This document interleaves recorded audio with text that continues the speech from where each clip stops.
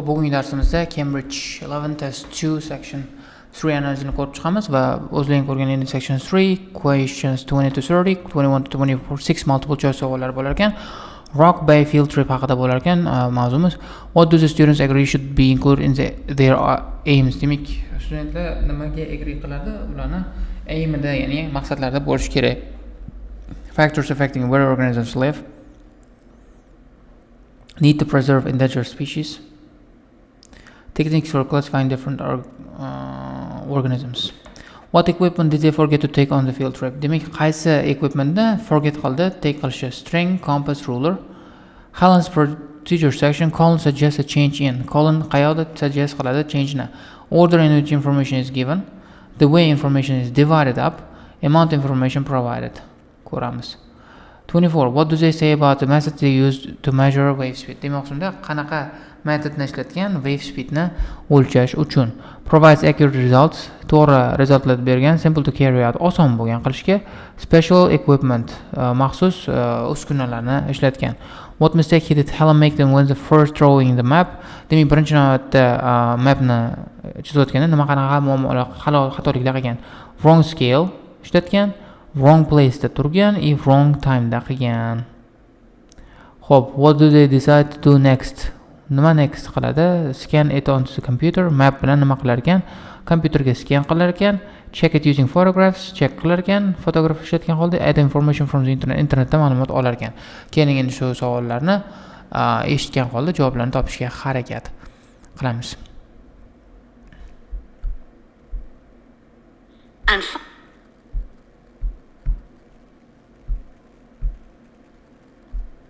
Their writing on their recent field trip to a seaside area called Rocky Bay. First, you have some time to look at questions 21 to 26. Go. Answer questions 21 to 26. Let's go. I've brought my notes on our biology field trip to Rocky Bay, Colin, so we can work on our report on the research we did together. Okay, I've got mine too. Let's look at the aims of the trip first. Right, what did you have? I just put something about getting experience of the different sorts of procedures used on a field trip. But we need something about what causes different organisms to choose particular habitats. I agree. And something about finding out how to protect organisms in danger of dying out. In our aims? But we weren't really looking at that. I suppose not. Okay. Xo'p, nima dedi? Techniques for classifying dedi. Faktorlarga qarashimiz kerak dedi. Ha, agree dedi. Demak, agree qilishar ekan ikkalasi ham. Qiz Helen anonim etib ko'rdi, B ham etib ko'rdi. Yo'q, biz uni qaramaymiz dedi. Xo'p, qisqasi. Let's look at the aim of our trip. Demak, javob aimiga qarab qo'yaylik. I just put something about getting experience of the different sorts of procedures used in the field trip. Procedures in the field trip chiqib ketdi, but we need a bit dedi, shuning uchun ham lekin dedi, bu kerak emas, kerak emas degani, o'sha lekin degani. We need something about what causes different organisms to choose particular habitats. Demak, biza ba'zi bir different organizmlarni qayoqda yashashini cause qiladigan sabablarni topishimiz kerak dedi. Helen I agree dedi. Javob A bo'ladi. And something about finding out how to protect organisms dedi. In our aims we are not looking at it. I suppose not. Okay dedi. Qisqasi javob B javob ham chiqib ketdi, shu sababli bo'lgani uchun ham. Men bu javob sababli, bu sababli C chiqib ketdi, bu sababli B chiqib ketdi, men bu sababli A bo'ldi. A B bo'ldi javob qisqasi. A bo'ldi javob qisqasi. Keyingisiga o'tamiz. Okay, now there's the list of equipment we all had to bring on the field trip. What did they tell us to bring a ruler for? It was something about measuring the slope of the shore. But of course we didn't need it because we were measuring wind direction and we'd brought the compass for that. But not the piece of string to hold up in the air. Didn't listen. Xo'p, nima dedi? Equipmentga gaplashaylik dedi.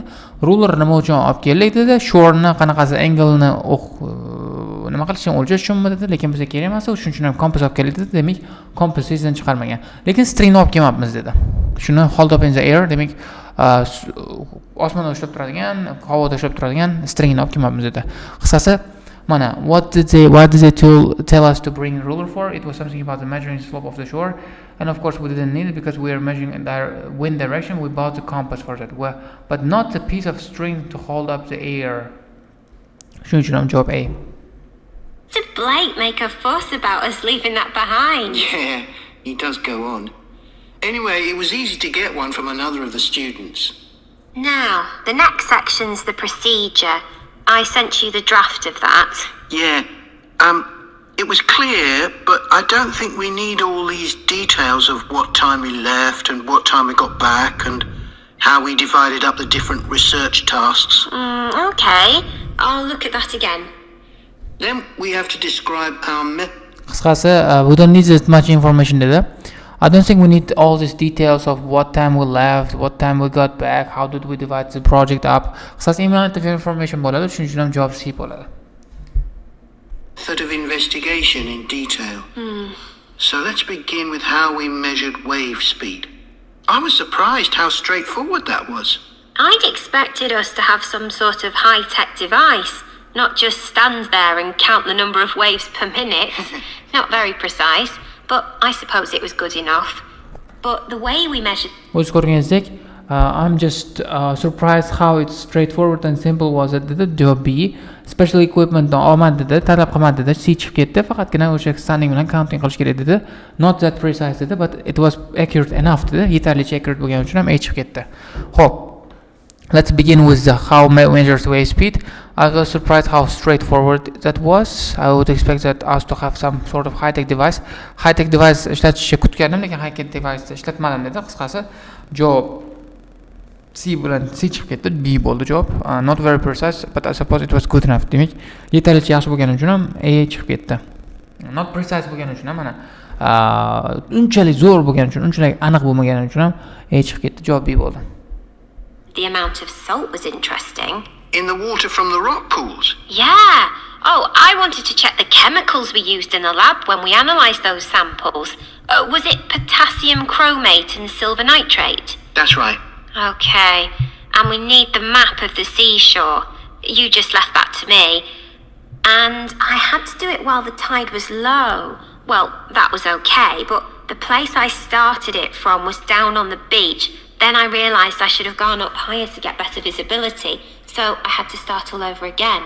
But at least I'd got the squared paper, or I'd have had problems drawing it all to scale. Yeah, it looks good. Time scale normalni bo'lgan, faqat place ni topib qolgan. We need a map of the seashore. You just left that to me. I had to do it while tide was slow. It was okay. Place start was down on the beach. Demak, joyi, then I realized I should have gone up higher to get better visibility. Qisqasi yaxshi joyda turmagan, to'g'ri joyda turmagan, B bo'ladi. At least I would go to square paper. Scale larni normalni chiqardim. Shuning uchun ham javob A chiqib ketdi, chunki xato bo'lmagan. Wrong time haqida umuman gapirgani yo'q. We could get a map of the region off the internet and see if we need to make any changes. I had a look, but I couldn't find anything. But you took some pictures, didn't you? Yeah, I'll email you them if you want. Okay. I'll make my amendments using those. Then I can scan it into our report. Great. Xo'p, nima dedi? Internetdan map olmoqchi edim, chiqmadi dedi. We got a map of the region of the internet. See if mana it looks good. We could get a map of the region of the internet. We see we need to make any changes. I had to look, but couldn't find anything. Internetdan informatsiya topolmagan. But you took some pictures, didn't you? Yeah, I will email you. I'll make my amendments using those. Demak, photographsga qaragan holda men o'sha check qilaman, amendment qilaman dedi. Amendment degan o'zgarishlarni qilaman degan javob B bo'ldi. Undan keyin scan it onto a report dedi. Qisqasi, bundan keyin esa check qilgandan keyin esa scan onto a computer qilaman dedi. Shuning uchun ham javob B bo'ladi. Ikkinchisi ko'ramiz.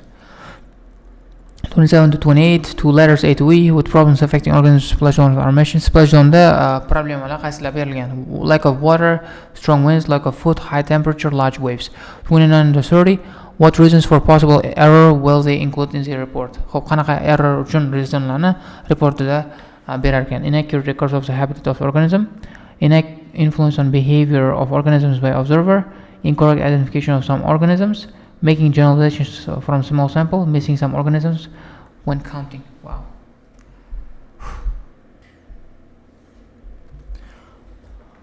Before you hear the rest of the discussion, you have some time to look at questions 27 to 30. Xo'p, o'qib olinglar. Keyin davom etamiz.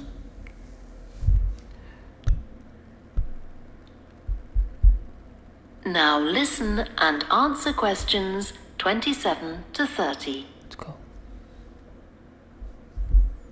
Now, when we get to our findings, I thought we could divide them up into the different zones we identified on the shore and the problems organisms face in each zone. So for the highest area, The splash zone. yeah, we found mostly those tiny shellfish that have strong hard shells that act as protection. But not from other organisms that might eat them. Predators. No, that's not the main danger for them, but the shells prevent them from drying out because they're in the open air for most of the time. Right. And since they're exposed, they need to be able to find some sort of shelter or cover themselves up so they don't get too hot. Then in the middle and lower zones nearer the sea, we need to discuss the effects of wave action. Yes, and how organisms develop structures to prevent themselves from being swept away or even destroyed by being smashed against the rocks. I haven't done anything on the geological changes. I don't know what to put for that. No, we weren't concentrating on that. Maybe we need to find some websites. Good idea. I've got the lecture notes from Mr. Blake's geology course, but they're too general. Xo'p, demak men bunga o'tib ketib qolishdi o'zi. Xo'p, nima qildi dedi? Splash zone dedi, lack of water dedi. Qurib qolishdan o'zini saqlaydi shelllar dedi. High temperature da qurib qolishdan saqlaydi dedi. Shuning uchun ham javobni A bilan deya oldim. Large wave bilan strong windlar menimcha lower zone da bo'ladi shekilli. But the shells prevent them from drying out because they are in the open air for most of the time. Demak bu bilmayman nima bo'ladi endi bu. They don't get too hot. Open air bu degani lack of water bo'lsa kerak. E plus they don't get too hot, high temperature bo'lsa kerak. Shuning uchun ham javoblarni A bilan D qilib olsa kerak menimcha. Katta ehtimoli bilan bilmayman o'zim ham. 29:30 ga ketamiz. We could ask him which books on our reading list might be most helpful. Right. Okay. Now, I did a draft of the section of sources of possible error in our research, but I don't know if you agree. For example, the size of the sample and whether it's big enough to make any general conclusions from. But I thought actually we did have quite a big sample. We did. And our general method of observation seemed quite reliable. But we might not be all that accurate as far as the actual numbers go. Yeah, we might have missed some organisms if they were hiding under a rock, for example. I wasn't sure about the way we described their habitats. I decided it was probably okay. Yeah, and the descriptions we gave of the smaller organisms, they weren't very detailed, but they were adequate in this context. I'm not sure we identified all the species correctly, though. Okay, we'd better mention that. Now, how are we going... I'm not sure we identify organisms correctly. So dedi, shuning uchun ham C bo'ldi. We missed when counting the javob E bo'ldi. Small sample emas, bizda big sample bo'ldi dedi. Shuning uchun ham D chiqib ketdi. Inaccurate record of habitat organization, it was adequate dedi. Normal dedi. B haqida gap bo'lgan yo'q. A din chiqarib tashlashdi. So javob C bilan E bo'ldi. Nimaga? We might have missed some organisms if they were hiding under a rock, for example. I wasn't sure what they described. We might have missed some organisms degani o'tda qisqasi miss qildik. Missing some organisms when counting javob E bo'lib bittasi. E plus I'm not sure we identified all the species correctly. So demak hamma specieslarni turlarni to'g'ri mana bu qisqacha bir narsalar qilib identify qildik degan dedi. Menimcha shuning uchun ham javob C bilan E bo'ladi. Nimaga mana description we gave small, they weren't very detailed but they were adequate. Description normal edi, inaccurate bo'lmagan. Shuning uchun ham chiqib ketdi. E small sample mana it's big enough to make general conclusions. Big edi. Shuning uchun ham D chiqib ketdi. Shuning uchun ham javob C bilan E bo'ladi. Hamma savollarga javob berishga harakat qildik. Bizlarni o'zimiz to'g'ri javoblarni circle qildik.